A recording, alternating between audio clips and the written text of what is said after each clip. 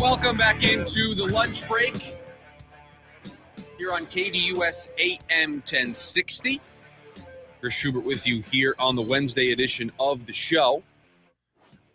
We started the week with a major change for the Phoenix Suns. It has been relatively quiet over the last couple of days, and it won't stay that way. The noise around this team will only grow as the playoffs draw to a close, and then the offseason, the summer of Durant, a potential head coaching, we know there'll be a head coaching search, a potential front office search with the GM, a Durant trade, whatever they're going to do with Bradley Beal. We know that while it is quiet today and it may be relatively quiet over the next couple of weeks, that will ramp up.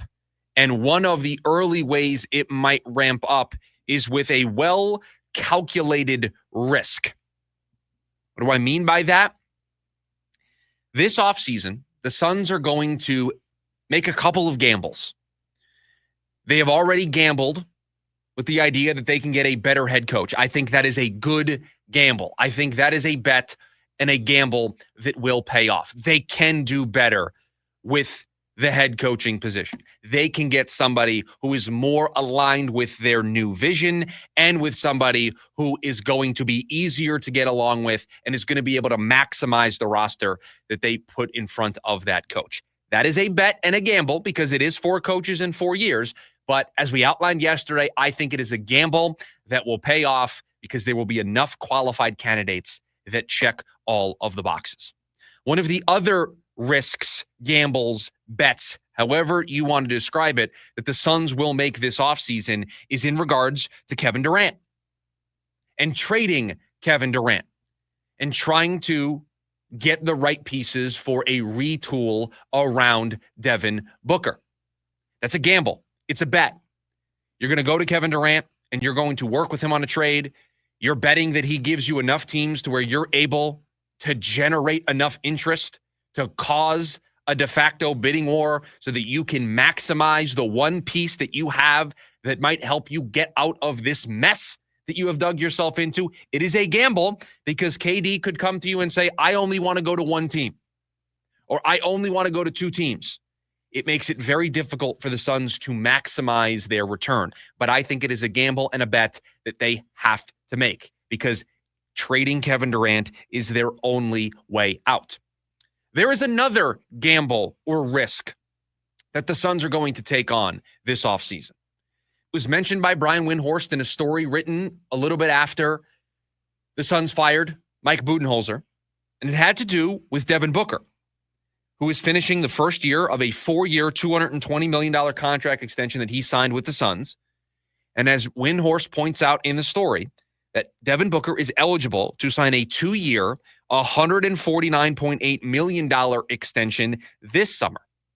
And Windy goes on to add that the Suns are expected to offer that supermax extension, another 2 years, along with the 3 years that they have, making it a 5-year deal, paying him a lot of money. I'm not going to try to do the math. Just know it's a lot. That is a gamble.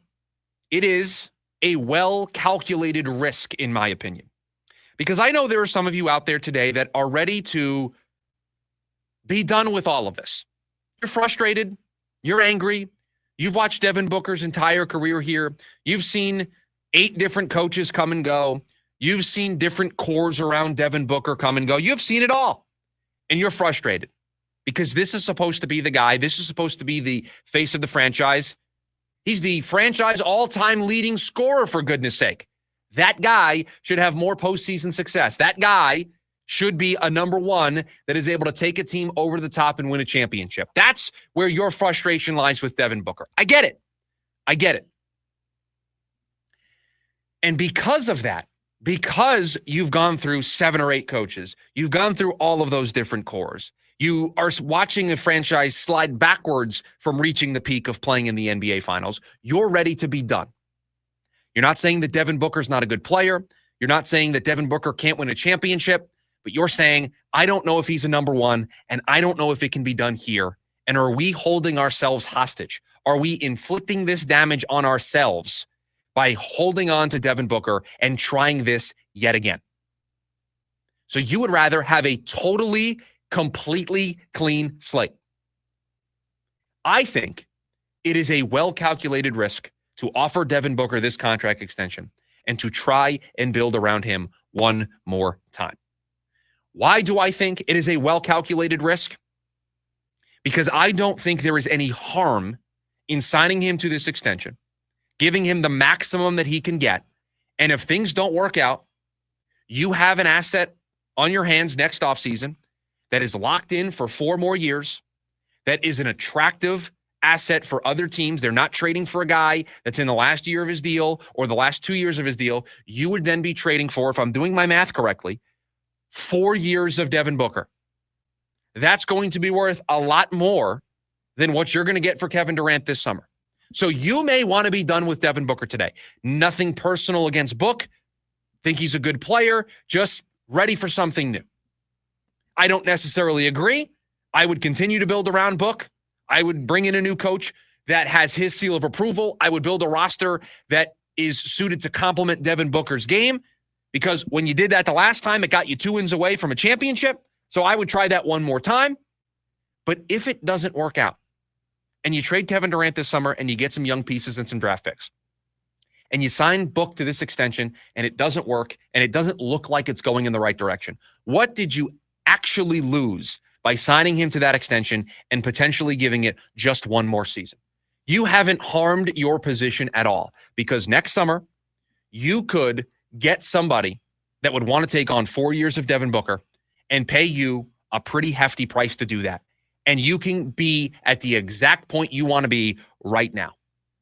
So I think this is a well-calculated risk for the Phoenix Suns.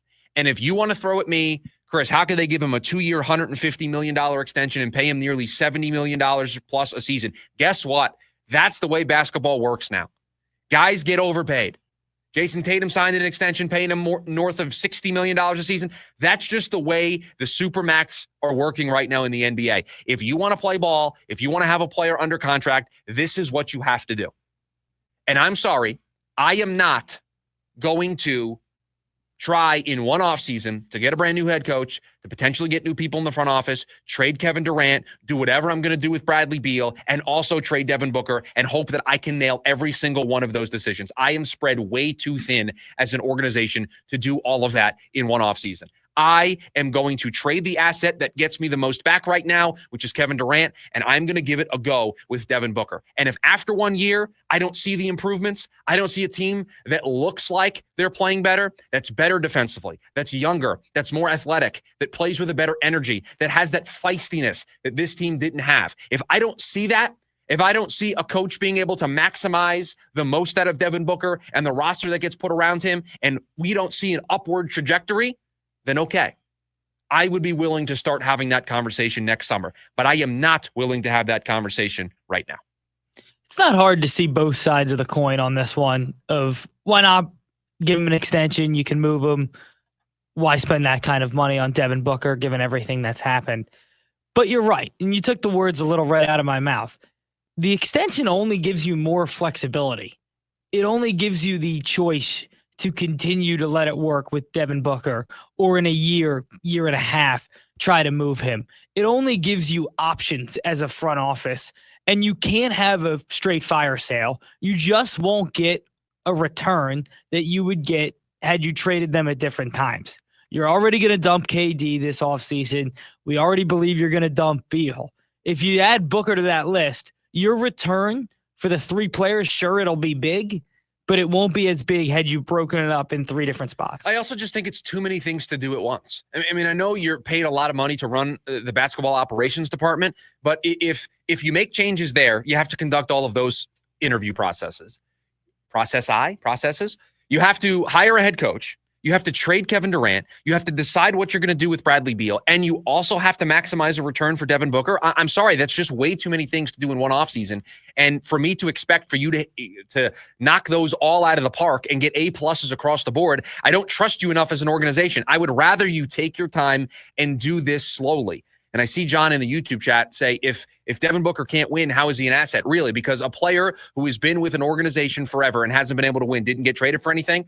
Damian Lillard didn't get traded for anything when he got traded. And the Suns know firsthand they were involved in that trade. You got something for him. Damian Lillard couldn't win in Portland, got traded.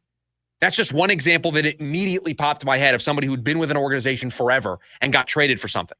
You don't think that if the Phoenix Suns opened up Devin Booker to every single organization in the NBA, that they wouldn't have at least 4 or 5 phone calls? You're out of your mind. I understand that there is, because we're close to it, because we watch this team be 2 wins away from a championship and they fail, that everybody wants to point to the one guy who's still here from that regime. And they want to point to Devin Booker as not a true number one. And maybe he isn't. But I think if next summer this doesn't go in the right direction, and oh, by the way, there's more ways where it trends in the right direction than it doesn't because of how poorly this year went. But we can get to a place next summer if you want to have that conversation. And I guarantee you, put this on the record, maybe put it as a drop so we can look back on it. I don't care what the Suns' record is next season. If you sat in front of a podium and said, we are entertaining trade offers for Devin Booker, the way that the Miami Dolphins just did with Jalen Ramsey the other day, if you had that press conference and you said that we are going to entertain trade offers for Devin Booker, your phone is going to ring so much, you're not going to be able to unlock it. That's how many phone calls you are going to get. I guarantee it. We are too close to this here in this town. I know that Devin Booker may not live up to your expectations of winning a championship, but he is a darn good player. He is one of the top 20 players at worst in the NBA. And somebody who's under the age of 30, that is going to fetch a pretty penny if they were to have that conversation. I'm just nowhere near ready to do that right now. Because guess what? The reason why this team lost last year, not because of Devin Booker. The reason why they lost 2 years ago, not because of Devin Booker. Give this organization a chance to show if they've admitted their faults. Now, if they don't show us anything that says they've changed their tune in terms of how they build a team, I'm with you. You got to trade Devin Booker because that's the only way you're going to get out of this mess, because you're just going to keep making the same blunders over and over and over again. But no, I am nowhere near ready to have that conversation. It is the smartest thing in the world to extend him, to give more years on that contract. So if you do decide to trade him 1 or 2 years down the road, a team is getting 3 years at worst of Devin Booker. That is worth a whole lot.